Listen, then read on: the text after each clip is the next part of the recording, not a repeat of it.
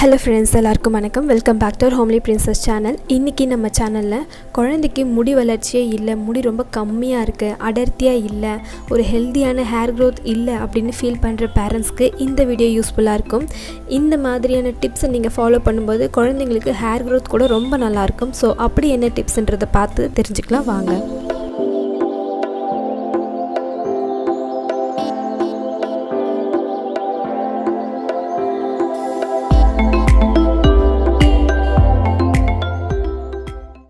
பொதுவாக குழந்தைங்களுக்கு பார்த்தீங்கன்னா இப்போது ஒரு வயசுக்குள்ளே எப்படியா இருந்தாலும் நீங்கள் வந்து மொட்டை போட்டுருவீங்க. ஸோ அந்த மாதிரி மொட்டை போட்டதுக்கப்புறம் ஹேர் க்ரோத் எப்படி இருக்குன்னு செக் பண்ணுங்கள். மொட்டை போடுறதுக்கு முன்னாடியே வந்து குழந்தை இப்போ தானே பிறந்திருக்கு, ஹேர் க்ரோத் கொஞ்சம் கம்மியாக தான் இருக்கும். போக போக தான் வந்து நல்லா வந்து முடி வளர்ச்சி ஆகும். ஸோ வந்து மொட்டை போடுங்க, அதுக்கப்புறம் அடிக்கடி ஹேர் கட் பண்ணுங்கள். இப்படி பண்ணாலே வந்து மோஸ்ட்டாக வந்து முடி வந்து கொஞ்சம் நிறைய வளர்கிறதுக்கு சான்ஸ் இருக்குது. அண்ட் அதே மாதிரி குழந்தைக்கு வந்து தலையில் அழுக்கு படியாத அளவுக்கு நீங்கள் நல்லா வாஷ் பண்ணி அவங்களுக்கு க்ளீனாக வச்சுக்கணும். டெய்லி எண்ணெய் தடவி நல்லா படிய தலை சீவி அதுக்கப்புறமா தான் நீங்கள் வந்து ஒரு ஒன் ஹவர் கழிச்சு இல்லை 2 hours கழிச்சு வந்து நீங்கள் தலை குளிக்கிறது இந்த மாதிரிலாம் வந்து குழந்தைய பண்ணலாம். பட் குழந்தைக்குமே பார்த்திங்கன்னா வாரத்தில் 2 நாள் வந்து தலை குளிக்க வச்சா போதும், அடிக்கடி குளிக்க வைக்கணும்னு அவசியம் இல்லை. ஆயில் மசாஜ் பண்ணிவிட்டு குழந்தைக்கு தலை குளிக்க வைக்கும்போது ஹேர் க்ரோத் இன்னுமே ரொம்ப நல்லாயிருக்கும். நீங்கள் ட்ரை பண்ணி பாருங்கள். தலை குளிக்க வைக்கும்போது ஷாம்புமே ஒரு முக்கிய பங்கு வகிக்குது. ஸோ பார்த்திங்கன்னா ஷாம்பு வந்து பார்த்திங்கன்னா ரொம்ப மைல்டான ஷாம்புவாக இருக்கணும். அண்ட் அது குழந்தைக்கு ஏற்ற மாதிரியான ஷாம்புவாக இருக்கான்னு நிறைய இன்க்ரீடியன்ட்ஸ் எல்லாம் பார்த்து வாங்குங்க. நான் வந்து ஆல்ரெடி ஷாம்பு வீடியோ வந்து போஸ்ட் பண்ணியிருக்கேன். நீங்கள் இன்னும் அந்த வீடியோ பார்க்கலன்னா ப்ளீஸ் நான் டிஸ்கிரிப்ஷனில் லிங்க் கொடுக்குறேன், செக் பண்ணி பாருங்கள். ஓகே ஃப்ரெண்ட்ஸ், இப்போ டிப்ஸ் என்னென்னு பார்க்கலாம். நம்ம வாங்க. முதல்ல வந்து நான் வந்து இது எல்லாமே வந்து நான் ஹேர் ஆயில் பற்றி தான் சொல்ல போகிறேன். அதை நம்ம வீக்லி என்ன பண்ணணும், டெய்லி என்ன மாதிரி ஆயில் யூஸ் பண்ணலாம் அப்படின்றத பற்றி நம்ம பார்க்கலாம் வாங்க. நான் ஃபஸ்ட்டு டெய்லி யூசேஜுக்கான ஆயில் பற்றி சொல்லிடுறேன். நம்ம வீட்டில் ஆடின தேங்காய் எண்ணெய் இருக்கும் இல்லையா, அந்த எண்ணெயை குழந்தைங்களுக்கு தாராளமாக யூஸ் பண்ணலாம். சளி பிடிக்காது, ஒன்றும் ஆகாது. நீங்கள் குழந்தைங்களுக்கு டெய்லி எண்ணெய் அப்ளை பண்ணுறதை விட ஒன்று விட்டு ஒரு நாள் அப்ளை பண்ணுங்கள், அது போதும். அது அப்படி அப்ளை பண்ணும்போது நல்லா கண்டிப்பாக உங்கள் விரலால் நல்லா மசாஜ் கொடுக்கணும். எண்ணெய் வந்து உங்கள் உள்ளங்கையில் தேய்ச்சி ஊற்றி நல்லா மசாஜ் பண்ணுறதை விட உங்கள் விரலால் எண்ணெயை தொட்டு அந்த 5 விரலும் உங்கள் குழந்தையோட தலையில் படுற மாதிரி நல்லா வந்து ஒரு மாதிரி மசாஜ் பண்ணுங்கள் உங்கள் விரலாலே. இப்படி பண்ணும்போது நல்லா ப்ளட் சர்க்குலேஷன் ஆகி நல்லா வந்து ஹேர் க்ரோத்துக்கு நல்லா ஒரு ஹெல்ப்ஃபுல்லாக இருக்கும். ஸோ செகண்ட் ஒன் பார்த்திங்கன்னா, அதாவது எதுக்கு நான் செகண்ட் ஒன் சொல்கிறேன்னா, இந்த தேங்காய் எண்ணெய் வெறும் தேங்காய் எண்ணெய் யூஸ் பண்ணி எந்த ஒரு ரிசல்ட்டும் இல்லை, என்னுடைய குழந்தைக்கு முடி வளரலை அப்படின்னு நீங்கள் உங்களுக்கு ஃபீல் ஆச்சுன்னா நீங்கள் இந்த மாதிரி இனி வரப்போகிற ஸ்டெப் வந்து நீங்கள் ஃபாலோ பண்ணலாம். ஸோ செகண்ட் ஒன் பார்த்திங்கன்னா, தேங்காய் எண்ணெய் ஒரு 50 ml எடுத்துக்கோங்க. அது கூட கருவேப்பிலை இலை வந்து ஒரு கொத்து எடுத்துக்கோங்க. கூடவே 1 ஸ்பூன் வெந்தயம், அவ்வளோதான். இப்போது தேங்காய் எண்ணெயை நல்லா ஹீட் பண்ணிவிட்டு அதில் ஒரு கொத்து கருவேப்பிலையும் 1 ஸ்பூன் வெந்தயத்தையும் ஆட் பண்ணி நல்லா அந்த சத்தம் அடங்கினதுக்கப்புறம் ஆற வச்சு நல்லா சில்லுன்னு ஆற வச்சுருங்க. ஆற வச்சதுக்கப்புறமா நல்லா ஒரு 2 தடவை நல்லா வடிகட்டி எடுத்துக்கோங்க. இந்த எண்ணெயை நீங்கள் டெய்லியுமே யூஸ் பண்ணலாம். டெய்லி மீன்ஸ் 1 விட்டு 1 நாள் சரியாக குழந்தைங்களுக்கு இந்த எண்ணெயை நீங்கள் தாராளமாக தொடர்ந்து யூஸ் பண்ணிட்டு வரலாம். நெக்ஸ்ட் தேர்ட் ஒன் பார்த்திங்கன்னா, தேங்காய் எண்ணெய் 50 ml, almond oil 25 ml, 1 spoon castor oil, அதாவது விளக்கெண்ணெய் இருக்கு இல்லையா, அது ரொம்ப குளிர்ச்சி ஆகிடும். உங்கள் குழந்தைக்கு வந்து சளி அதிகமாக இருக்குது இல்லை சளி அடிக்கடி பிடிக்கும் அப்படின்னா நீங்கள் ஜஸ்ட் ஒரு 1/2 ஸ்பூன் ஆட் பண்ணால் போதும்.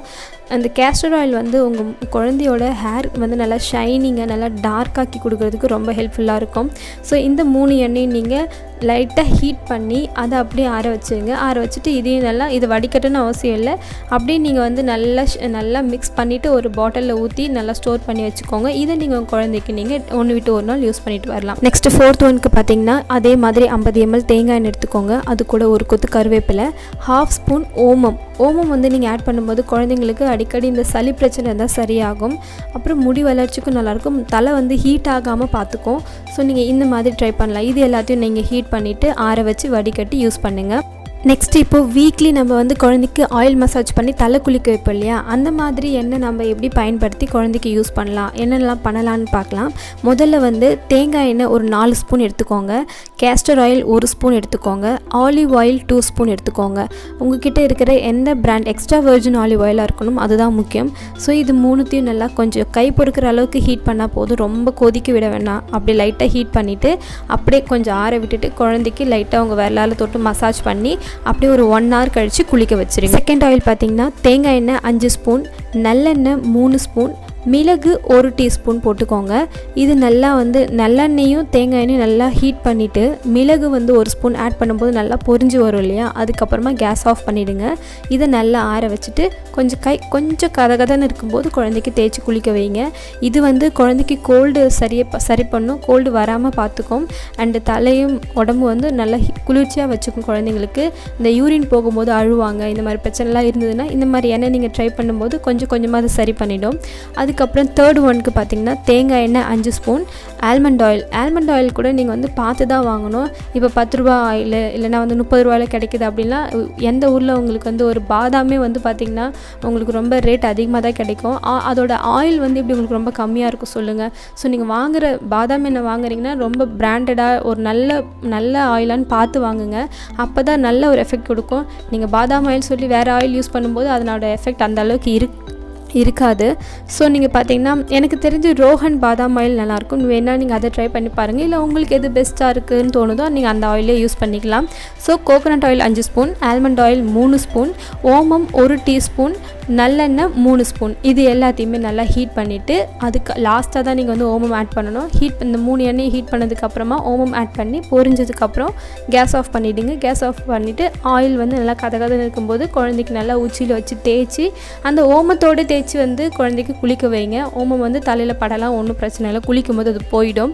ஸோ இந்த மாதிரி நீங்கள் பண்ணும்போது குழந்தைங்களுக்கு நல்லா வந்து முடி வளர்ச்சி இருக்கும், நல்ல ஹேர் க்ரோத் இருக்கும், நல்லா பவுன்ஸியாக சாஃப்டாக இருக்கும். முக்கியமாக ஷாம்பு ரொம்ப முக்கியம்.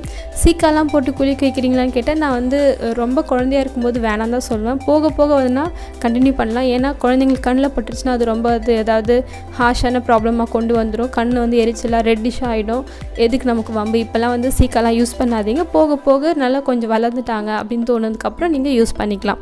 ஓகே ஃப்ரெண்ட்ஸ், இந்த வீடியோ உங்களுக்கு யூஸ்ஃபுல்லாக இருக்கும்னு நினைக்கிறேன். பிடிச்சிருந்தால் லைக் பண்ணுங்கள், உங்கள் ஃப்ரெண்ட்ஸ்க்கும் ஷேர் பண்ணுங்கள்.